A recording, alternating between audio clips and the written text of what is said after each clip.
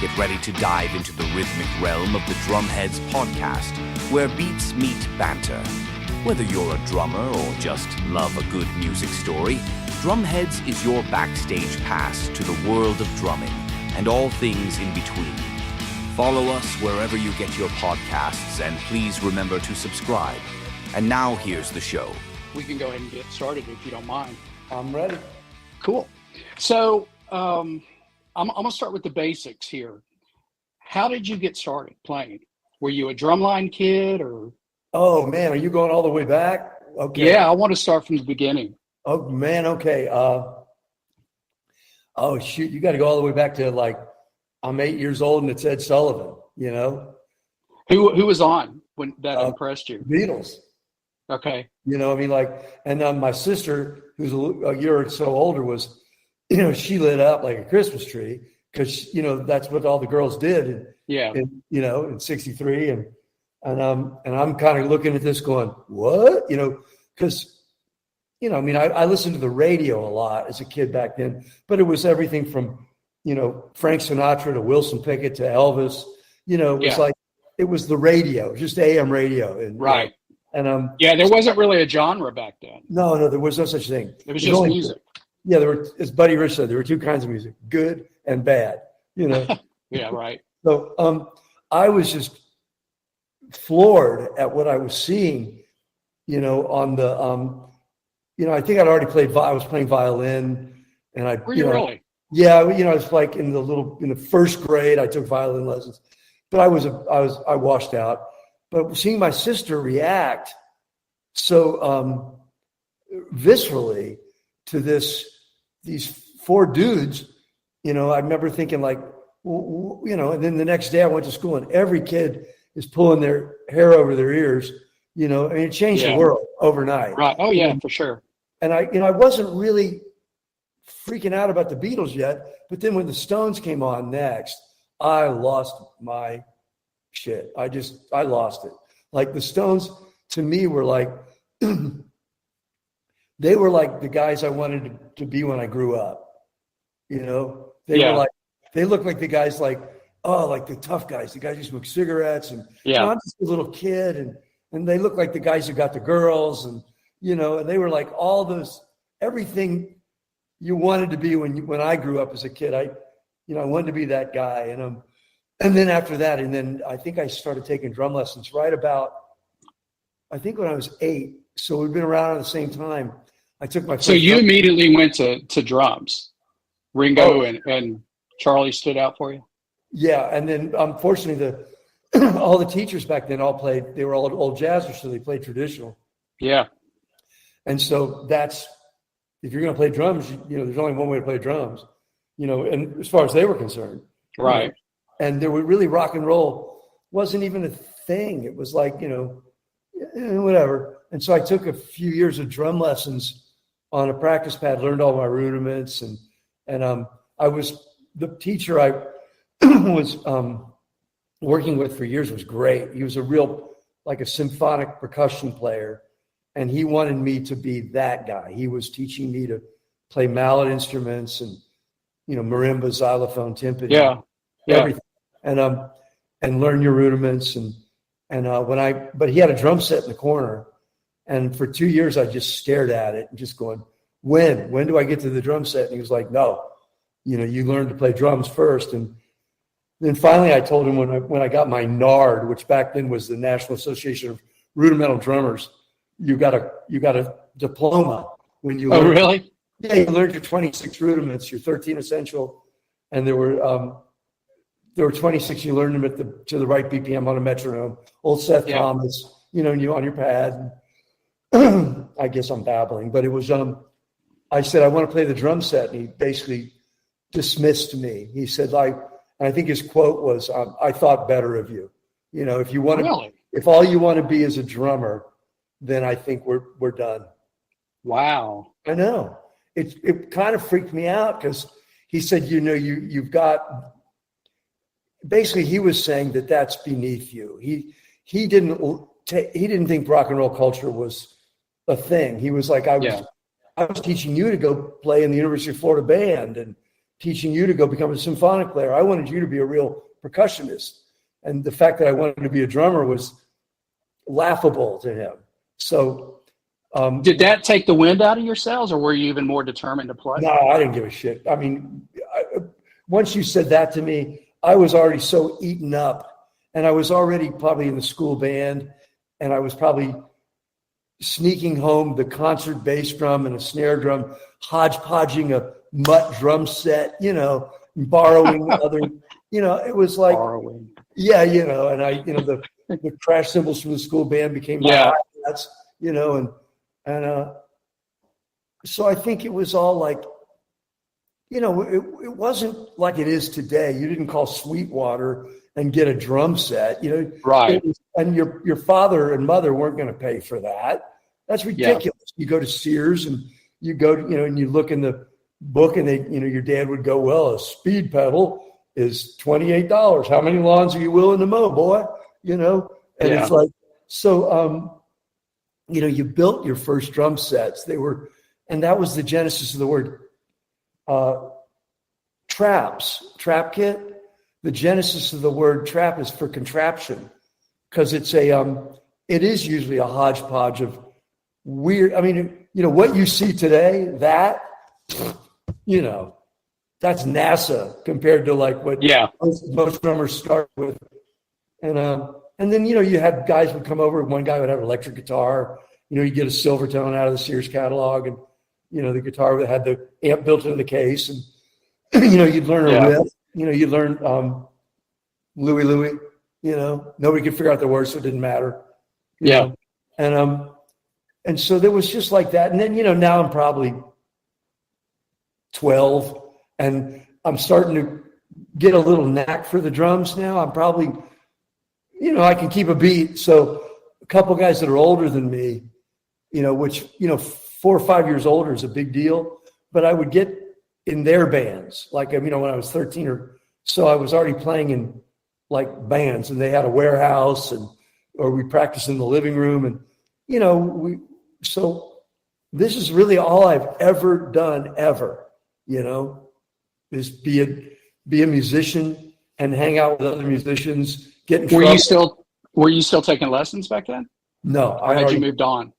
Once I learned my rudiments and the guy dismissed me, it was like nobody really taught me how to play a drum kit, which is good and bad, because it can be misinterpreted as having a style if you don't know what you're doing, you know? Yeah. So, but now I realize, boy, it would have been, but that really wasn't even available. There were like 2 drummers in the town I grew up in. Where were you? Gainesville, Florida. Okay.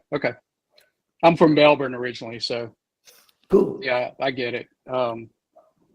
So you started playing, and then did you just continue floating through different bands before Tom Petty, or was it like a straight arrow sort of thing? No, those guys were in a different band. We were in the town I was in. There were like 2 or 3 pretty good bands at that time. I was in one of them. We were getting a lot of work, you know, frat parties, university gigs, you know, we were working bands. Tom and Ben and Mike were in a working band. They were very good. And the bass player from the Heartbreakers, Ron Blair, was in another band, very good. And these were all working bands. So we all knew of each other. And we were probably the youngest guys, but sub in Tom and Mike and Ben's band, their drummer would, for whatever reason, not be available, or I don't know. And they would just say, come on down to Tampa. We're going to play. We got a bar gig down there for 4 days. Come on down. And so, you know, by then high school was already like, you know, if I get D's, I'm happy, you know. Yeah, because you had already set your sights on other things. I was out. I think by 17 or 16 or 17, I had already mentally left the building. Like I was going to either, you know, make it, whatever the heck that meant, or live under a bridge. You know, I really was that, you know, there was no backup plan in my life. You know, I never went to college. I barely got a GED. I sort of squeaked by in a laboratory school that gave me credit for playing in a topless bar, and gave me credit for making a trip to LA you know? Yeah. Like, so I was feral. You know, my parents had split up, and I was living in band houses when I was a little boy, and it was great. I mean, I wouldn't advise it today, but I think it really does create an opportunity to express yourself and exploit yourself because you have no other options. Yeah. You know, like go figure it out, you know? So when did the Heartbreakers start? When did all of that start? Shortly after that, or? Yeah, I remember I referred to those other two bands in Gainesville at the time. They had already made their pilgrimage to LA. Those bands had gone to LA to get record deals, whatever they could do. All of them pretty much imploded when they got to California. So everybody from that would become the Heartbreakers was available. And I went out there alone just time to go measure yourself. You know, I was like, you know, it's either going to be New York or LA. And my mom said, you should go to LA. They got better weather, you know? And it was, so I met the guys pretty much on the street in LA. I met what would become the Heartbreakers, but I knew them all from back then. Yeah. So we all met up, you know, in varying, like, hey, what are you doing? I don't know. And then Benmont, the piano player, fell into some free time at a very nice recording studio. And he called me and said, would you come and play on my demos? And I called Ron and he called Mike, and Tom showed up to play harmonica and went, that's it. There's our band. Wow. That's really cool. Did your influences change as you went on, say after Charlie Watts and Ringo? Did as you got better playing, were you discovering new talent that influenced you in any way? No, I was probably, well, you know, Simon Kirke was always big in my, you know, from Bad Company. Yeah. I mean, and all the way back to the Free Live album just killed me. And those guys that all played, it was funny, they all played 4-piece kits and they were all minimalists. And they all had a sound and a vibe. And I just remember thinking, like, that's really, I'm never going to be a technical chops monster. That's not going to ever happen. And also the bands that I loved, that wasn't the drummer's job. Right. You know, every band that I loved, the drummer kept a beat, and the sound of that drummer, like if it was the Kinks, it was Mick Avery's. If it was Free, it was Simon. It was Charlie and the Stones, Ringo. You know, it was Keith Moon and the Who. It was like, you know, each guy was the right guy in that band. Right. And that was they felt irreplaceable to me. You know, like when you know, when Bonzo died, it's like I thought it was the coolest thing in the world. They all did. We went, you know, I Led Zeppelin without Bonzo. You know, like right. And so to me, it was maybe somewhere between ego, fear, lust for being noticed. I just wanted to be the right guy in the band. Yeah. You know? So if the guys in the band were all turning around and looking at me and laughing and smiling, it was like it was Miller time for me. Yeah. You know? So going back to, like, we were talking about the trap kit. I have a friend, a drumming friend, a touring guy. He's always told me that in his opinion, the drum set are separate instruments that come together. You know, what is your feel on that? What is your, because I mean, you, like with your kits, I play the same way, one up, one down. And, you know, I never really thought about it until he brought that up to me. Do you feel like that the kit for you is like this separate instruments and you're bringing it together under the premise of a song, or, you know, just playing with somebody? Have you ever thought about it that way? No. And honestly, that's a different philosophy than me, which is not saying good or bad. My philosophy is the kick, snare, and the hat are the drum set. Like if you were to have to, like, those are the things I probably wouldn't want to be without at a gig, you know? Yeah. Now, Keith Moon played without a hi-hat. I never knew how he did that. That was fantastic. You know, it was fantastic how he could keep a beat, and he sure did. But to me, the kick, snare, hat are that's the Trinity, if you will. Yeah. You know, Yeah, I get that. Yeah. So if you can sell it there, and your singer is your North Star, like that is the only thing that, like, my wedge of truth as a drummer, it goes right to the singer's butt. So if that Yeah. guy, you know, if he turns around and gives me the yay, but if he turns around and goes, what? That means I missed. So the singer is the North Star. The song is the whole picture. And how you fit in and getting on the record is always a trick when you're a drummer. Like, sometimes you really think you need to bite with a lot of venom, but actually to make the record work, sometimes you have to do very little. And when you listen to like a record like Sitting on the Dock of the Bay, or Hold On, I'm Coming, or Respect by Aretha Franklin, or Honky Tonk Woman, there's only one crash cymbal. It's the end of the song. It's like, so you kind of have to learn. It takes a long time. It took me a long time to realize what you don't do is more important than what you do. Right.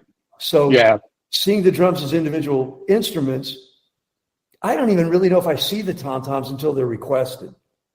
You know, like in crash cymbals, I exploited that really early a lot, but really it became like, mostly it was just for my own satisfaction because I thought it looked cool, like if I was splatting away or something. But the truth was, when you heard it back, my first reaction when I went in the studio would always be like, boy, that guy's writing a check he can't cash, is what it always sounded like from me and the drummer. When I hear myself play, I go, why doesn't he just write a check he can cash? Which is just, give me a pulse, you know? Yeah. Yeah. And if I can get the singer to dig me, you know, and I really, you know, because there was a lot of discussions about bass players and blah, blah, blah. All the bass players I got to play with have been fantastic. They all just took me on and made it work. You know, whether it was Ron Blair or Howie Epstein or Duck Dunn or Bobby Glaub, I've just been embraced by bass players that just, and currently in the new band I'm in, this Brian Patterson, same thing. We don't even talk about it. We just look at each other and go, I felt pretty good, you know? Yeah. And that's some of the recent people I've had on, they've talked about how it's the drummer's job to drive the band. Do you mentioned being the, you know, kind of the North Star as the singer. Do you believe that the drummer's role is to push the band and kind of let them follow your lead? And I'll give you an example. In my opinion, Phil Rudd, you're playing on Breakdown. You know, do you feel like that's kind of your job, even though you haven't probably thought about it before? Push is like a tough adjective. You know what I mean? Yeah. Like, I would probably say massage. You know, you know, is my job to massage the band and make them feel good? Like, you know, get them votes of confidence and pat them. Come on, let's go. No, it's more like when you're in a good band and they're rocking, usually everybody's bouncing like they're on the same trampoline. Yeah. Like there's this cool little thing that used to happen with the Heartbreakers where I knew that we were playing well because they all would just bop. It wasn't like histrionic. It was just this little boink, boink, boink, boink, boink, boink. And it was like, this is great. It's like having a team of horses and they're all working. Galloping. Yeah. Yes. And I love that in a band. I love that in the band I'm in now. Occasionally I get them. I try not to tell them because then I don't want to make them aware of it. You know what I mean? Because then they might be self-conscious, but I'll go like, because they'll say, how'd that feel? And I go, it looked great. Because it's like, you could just see them. They were all letting go. And that's, I think the drummers, it's a weird thing, the groove. There's an urgency in a groove. And there's also a relaxed, confident, like, you know, that hold on loosely thing. It's like, Yeah. it's a really fine line, and the groove is a balance beam, sometimes no wider than dental floss, man. It's like, and you got to really, it's a tough place. And just because you're in a groove doesn't mean everybody is in your same groove. So that's like you mentioned Phil Rudd, perfect example, or Levon Helm, or those guys that they find the place in that group where everybody wants to play with them. Yeah. And they allow the freedom and they leave the hole in the donut. They leave that big hole where it's like, oh, you almost hold your breath till the next downbeat. It's like, it's beautiful. And that's a lost art, with the computer now, everything's, you can make a perfect track. And it's as I think it was said to me by Merle Haggard, yes, Dan, that's perfect. Perfectly awful. Good old Merle. Once the Heartbreakers started with Tom, you just mentioned Donald Dunn, who is a renowned bass player. Yeah. Were you finding yourself as you guys kind of grew, because you had a level, and I think you guys reached an even higher level thanks to MTV and some of the videos that y'all did back then. Did you find yourself playing with a lot more people like that, like established studio guys like Dunn or anyone else, or was it solely the band still? I wasn't a highly prized session call, I got a few calls and they were great, and they were always fun, but I have a very narrow lane as a drummer, and I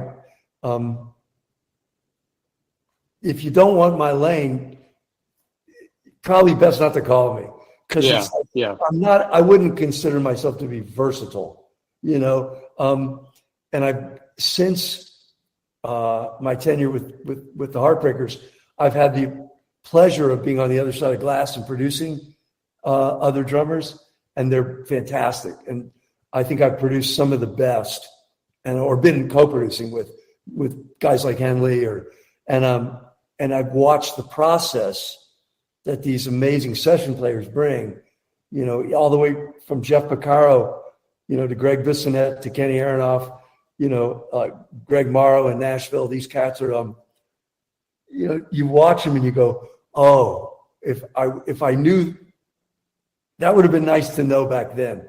But when you're transmitting, it's hard to receive. So when in the 20 years that I was playing drums professionally, I wasn't listening to the drums like I listen now.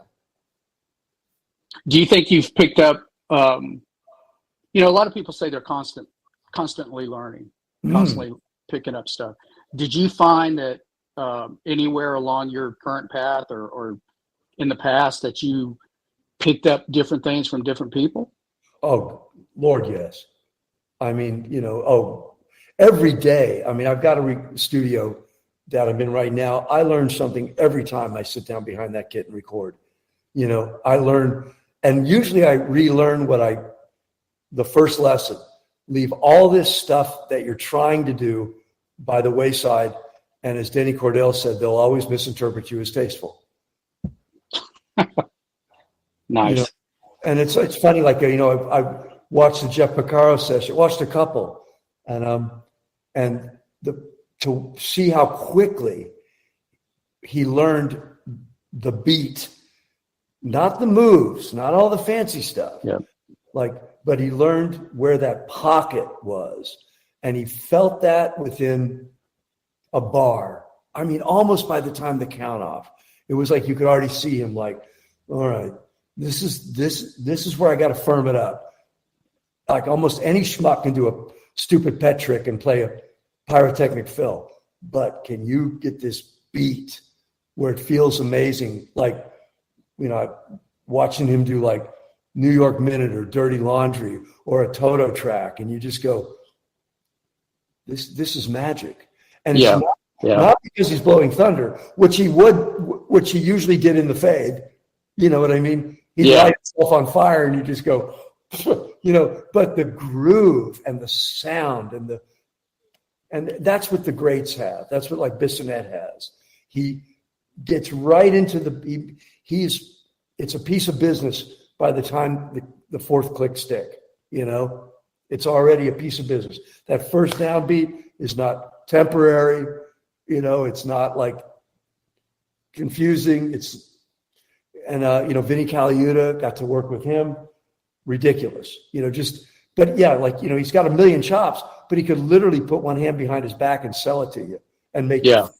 And so drums to me are, they're very primitive. They're very primal still.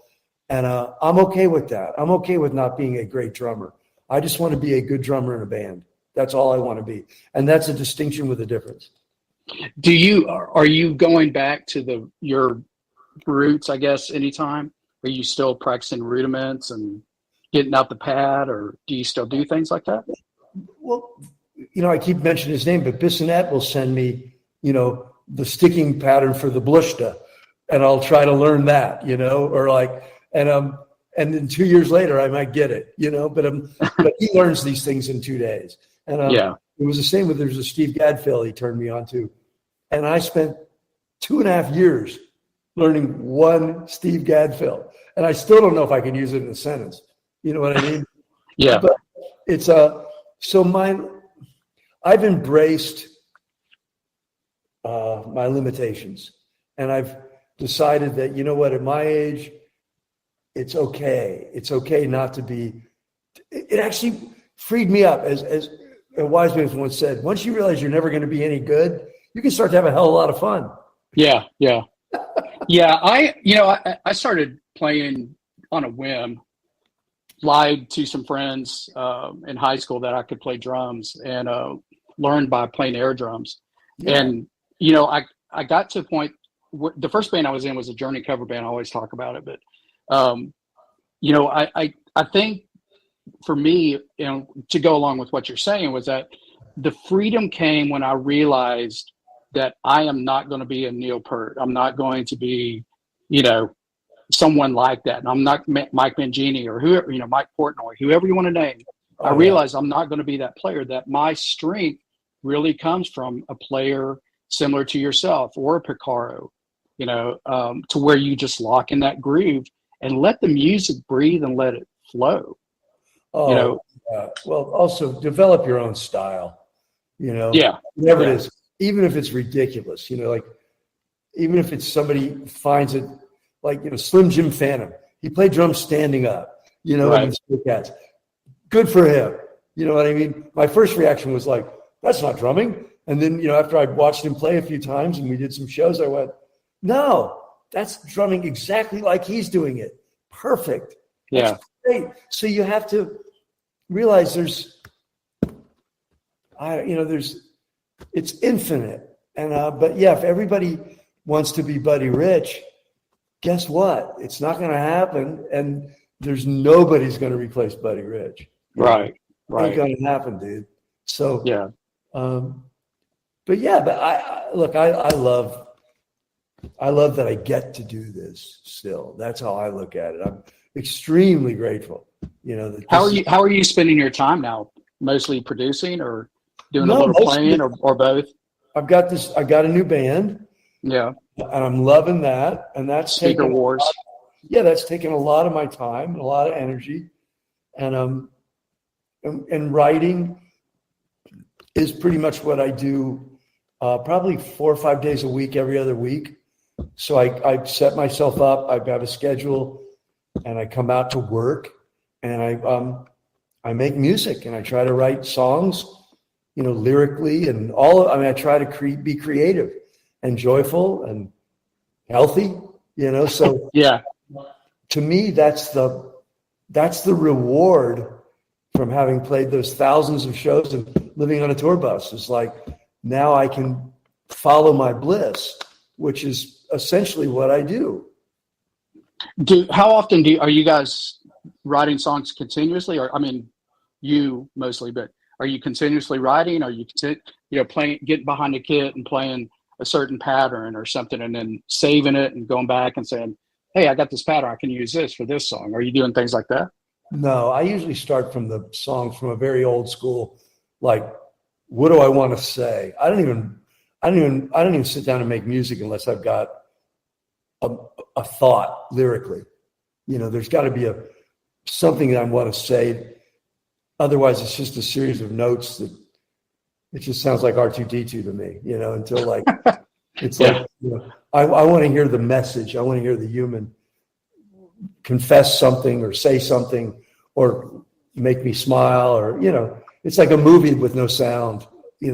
Without words. So I usually work until I find something like that to work on. Then it takes me weeks to massage into what I think is a workable demo. And that requires drums might take me days to get the right sound, and I'm wearing all the hats, I'm wearing the drummer hat, the producer hat, the engineer hat, the songwriter hat, the arranger hat. So it's like, I'm not in a hurry anymore. I take my time and I enjoy the process. And I love being creative. It's great. And if somebody joins me, even better. If somebody I respect or admire comes in to do it with me, perfect. Have you, with you wearing the different hats now, do you feel like it's made you an even better player? Because you're listening to so many different styles and, you mentioned working with Henley and everybody else, but has that influenced you continuously? Do you find yourself still being influenced as a player? Absolutely. Oh no, continuing education is the whole thing. If you're not learning and a little freaked out, you just pack it in. I'm usually a little intimidated by the process because I'm trying to do something I've never done. And it's scary. Like when you get behind a kit and you go, I don't know how to sell this. This is interesting. How do I sell it in my, I won't say dumbed it down version. No, that makes sense. Yeah. It's like, and then I'll go back and listen to a record by, Eric Burden and War, like even Cisco Kid or something like that. And I'll go, man, I want to figure out that layers of percussion and all of that. I want to learn. And so, I just go down rabbit holes occasionally where I go, I'll hear a song and I'll go, well, rather than be intimidated, why don't I try to break the code? Have you ever been in your car or something to hear a song and like that beat will stick with you and you come home and try to knock it out? Oh, it's extraordinary. Even Dance Hall Days by Wang Chung. What a great drum program. It's like, it's just a beautiful shuffle. It's like, but it's a new way of doing, I really do try to keep a fairly open mind. I try not to be a get off my lawn kind of guy, although I have a hard time working sometimes with people half my age because quite frankly, I think they're lazy. You think they're too dependent on technology? Yeah, they want me to hook it up. It's like, they'll play the drums 2 passes and say, you got enough? And I'm like, that blows my mind. Like, don't you want to be good? Or at least, I know how hard it is to be good. And it's not just an accident, you just sit down and you make a hit record. I mean, it does happen occasionally, sure, but the reality is the guys that, the Wrecking Crew, Hal Blaine, he's a mofo, it's so, I mean, when I look at a kid who's older than Hal Blaine when he's making the Beach Boys record and he's telling me to hook it up, and I'm thinking, man, you're not big enough to get on the ride, man. You got to be a little taller than that, I got to go grab my, give me 1 second. I got to plug my computer in. Sure.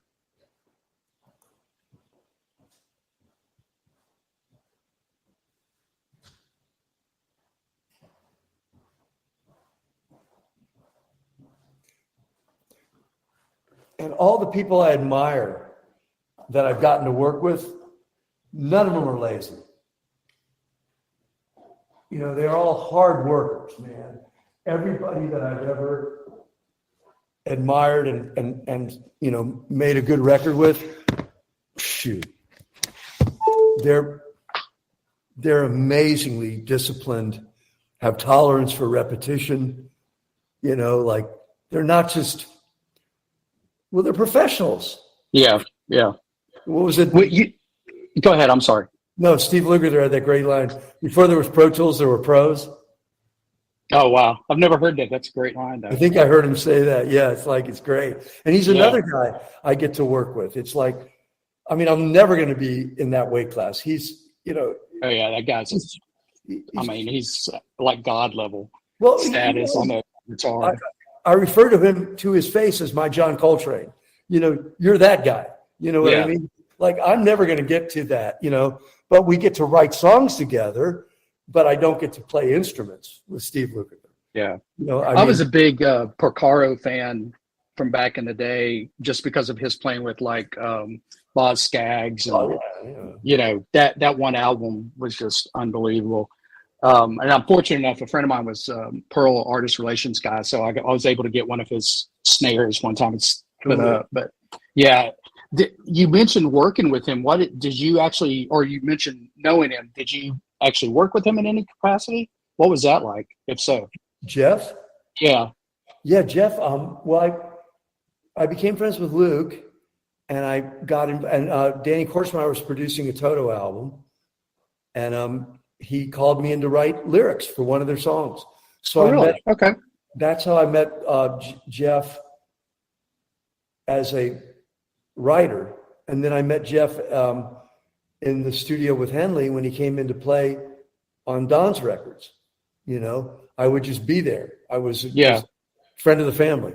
So, but Jeff was always really dynamite to me. He's just kind and soulful but just a joy to watch. And it's the highest compliment you give anybody. He made it look easy. Yeah. And it ain't. So, he was John McEnroe good, like he could make everybody look like they could play drums, but when Jeff decided to really play the drums, stand aside, because it was fantastic. And the sound he made, the sound of Jeff Porcaro's drums. And I wouldn't care if it was oatmeal cans. He'd sound like Jeff Porcaro, Yeah. Yeah. I've had friends like that you could give them a string and a broomstick, and they could play it and it sounds good, sort of thing. That's that's beautiful. I mean, it's I go back and watch some of his older instruction videos and just try to pay attention the way, even simple things like the way he holds his sticks and exactly, the ghost notes, and that sort of thing that he would play. And, a lot of people, he played on, Porcaro, Toto came out of Boz Scaggs' album. Mm-hmm. That band was because they were all session guys at the time. So, a lot of people don't know he played on those sort of albums. He played on a bunch of stuff. No, Jeff Porcaro, all music. And remember, Jeff was gone by 40. Yeah. So the width of his music was like, my God, it's exactly. Yeah. Well, tell us about your new band. What's going on with Speaker Wars? Tell us a little bit about that. Well, it's John Christopher Davis, Texas boy, singer-songwriter. We met in Nashville years ago, and we started writing together. And we amassed a lot of songs over the years. John had a solo career in Texas, so I was just, in my mind, just writing songs for John. Like, hey, you like him? Come on. He'd come down here and we'd build our tracks. And then during COVID, I think when we were all losing our minds that first 6 months, literally we're setting fire to our groceries. We were burning our laundry. And I just realized that, well, if this is my new reality, I'm going to have to get busy. And because I can't just sit here and watch the world end. So I called a lot of my engineer friends that I had relied on for years, because I was never a Pro Tool engineer. I could be in the studio, but I always had somebody doing my bidding, So during that first year, I just really decided I'm going to learn how to run a rig. I'm going to be that guy. I'm going to be hell or high water. I'm going to be able to turn it on, record, and edit and make records. So, because this might be all I get to do for the rest of my life is sit in my room. So during that process, I got pretty good at recording. And fortunately, you could still get your hands on equipment. You could still buy, and sell, and trade. So let me interject something here. You just mentioned stay in your room. Have you ever thought about, you just came full circle from when you started learning how to play to what you do now? How it's you've gone back to being in a room with your instrument, and which I'm saying is Pro Tools. Have you ever thought about that you came full circle with that? It's never been wasted on me, because for me, it was always and then I ended up building yes, I agree. Right. And then it became, even in the process of doing that, I realized the room I was using wasn't fun enough. So I went ahead and started designing a new room, had one built that took 3 years to build. And, wow. And it's been really fun, like to actually have like a gym, this is where I go to work. And, but yeah, I do. It is full circle. And then during that COVID experience, John Davis, the singer-songwriter I was referring to, he decided, like, well, why don't I just come down to Florida? It's just the two of us. We'll get our shots. We'll take our tests, so we don't kill each other. And he would come down here, and we worked on material. And then sort of offhandedly, he kept saying, well, why don't you come out and play? Why don't you get in a band with me? And I'm like, dude, been there, got a belly full of it. And he pestered me to the point where I just finally said, well, sure, let's make a record. And then we met another guy who curated our material named Mike Pasterzi, because we had buckets of songs and completed the demos that we were making during COVID were records. They were no excuses. Wasn't like I was as good as I could do. And so Mike Pasterzi said, let me pick 10 songs that I think make a record. And he mastered that and did the assembly, which is a big job, to take these songs that over years that were recorded piecemeal, and he made it all sound like it all came in the same cab. And that's a big gig. And so over time, it's just things that just started to evolve. We just figured, let's just make a band. Yeah. Do you still draw on your influences with this new stuff? Probably less than I used to. Now like I said, I just follow the catnip, I just, whatever feels good. Yeah. Whatever feels good, I'm going to follow it. And also being in a band, you don't, you have to give up a little of your voice. You have to say, look, part of this is egalitarian. I have to acknowledge there's other people in the room, and let me see what they're thinking. Because my first reaction might be like, no, it should go then. But never be mad at a guy with a good idea. That's another lesson I've learned. Always embrace whoever's got the hot hand in the room, even if it might not be somewhere you don't want to go. Let them go. It's like, let's find out. I didn't even see that coming. I was going left, you're going right. Let's go right. And and never in an accusing way. I don't like that, being in a room where people go, well, I told you not to do that. It's like, that's not what creativity is all about. Creativity, right? It's like love. It's like, why do you fall in love? I don't know. Felt good. So that's what music is to me today. It's absolutely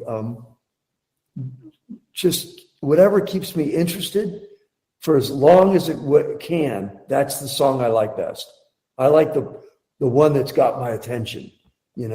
Ooh, that one's got my, and it's really fun. But yeah, occasionally you do, like you brought up Phil Rudd. What would Phil do?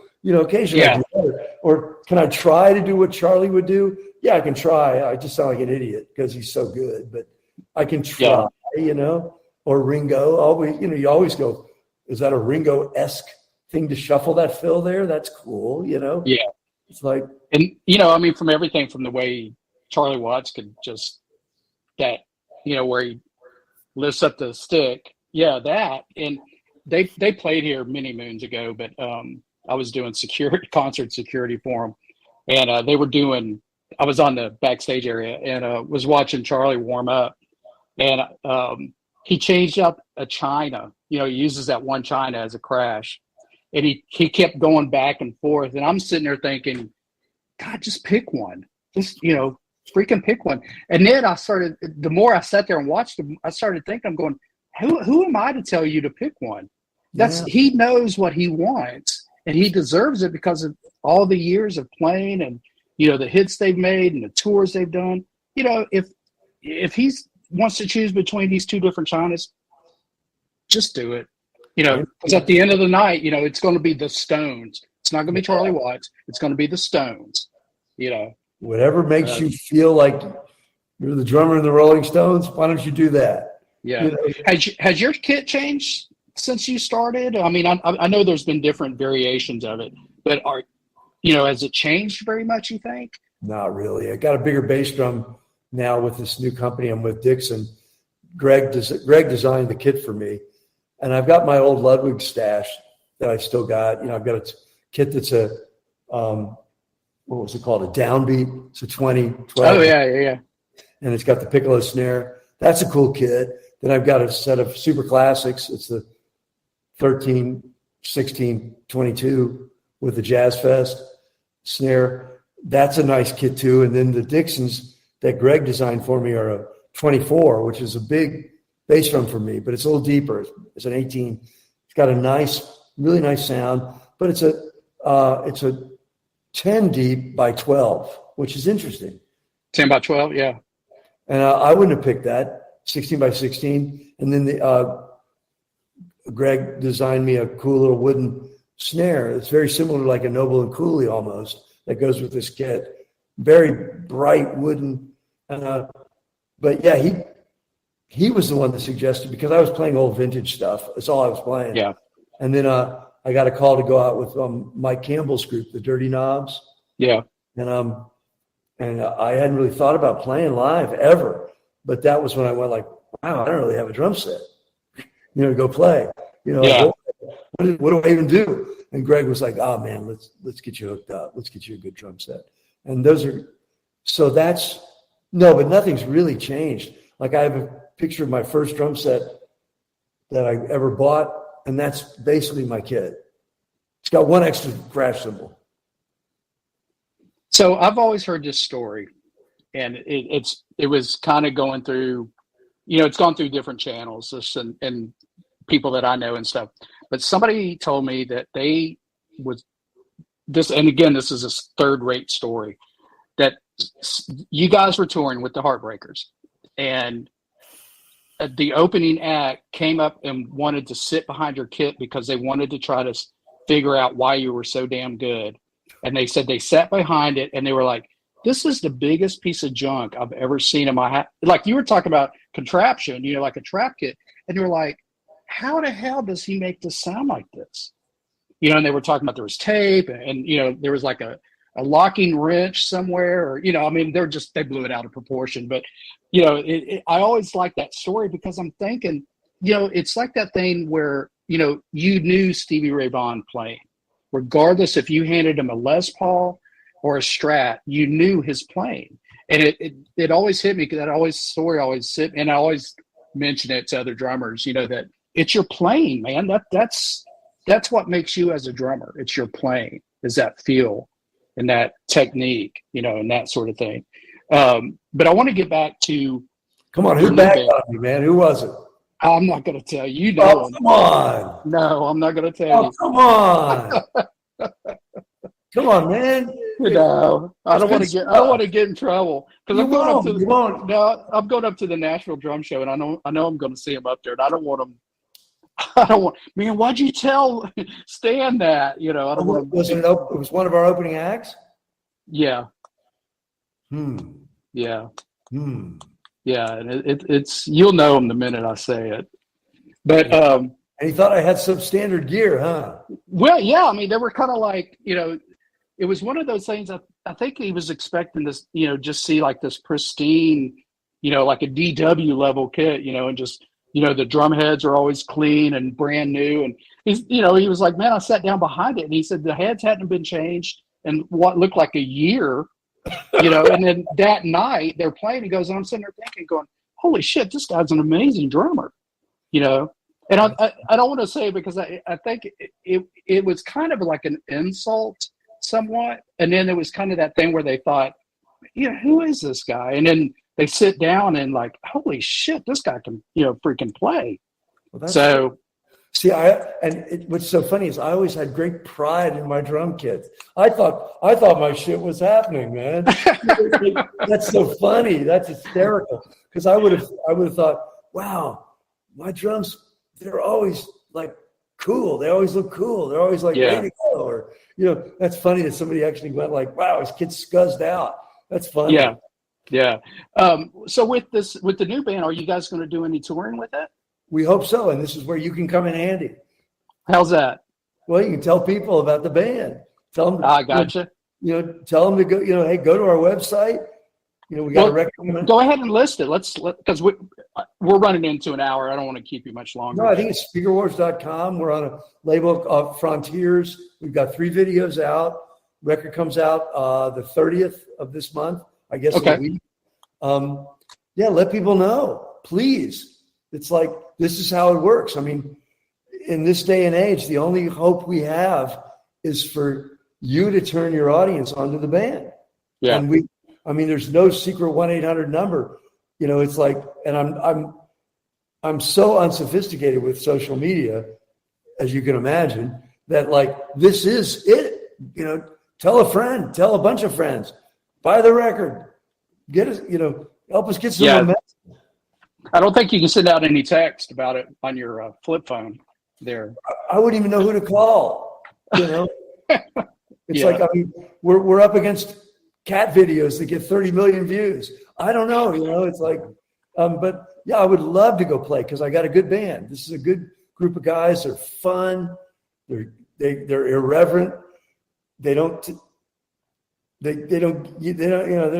that impressed with me. It's perfect. They're having a great time. And I would, and plus we have a great singer in John Christopher Davis. I would really like the world to hear this guy sing. It would be my pleasure. Like, hey man, sing for these people, because he's a delivery system. Well, I'll put that up. I'll put those links up for you when I release the episode. So in closing, give us some words of wisdom. In reference to what? Whatever you want to do it in, drumming, life. Well, because you guys, Tom Petty is a legend. You played in a legendary band. So you have to give, I would think that maybe, in drumming or life, however you saw it. Well, let me see in drumming. I think the best advice you could give someone is when in doubt, leave it out. And that will get you by. And then other advice I've gotten, which was really good, play what you can play, not what you wish you could play. There's a big difference. And learn the difference between what you wish you could play and what you can do. And do what you can do when you're in a band, because that provides stability. And don't be afraid of repetition. You have to be very tolerant of repetition in this world to do anything well. Whether it's love, cook, read, walk, and tune out distraction, and just remember, whatever you're doing, if you don't want to be doing that, do something else, because I watch the world is so distracted today that I just think, like, be where you want to be. And as my dad used to say, put your head, your heart, and your ass all in the same place. And it's like, if you don't have all 3 of those in the same room, you screwed up. And it's like, that's a big deal for me.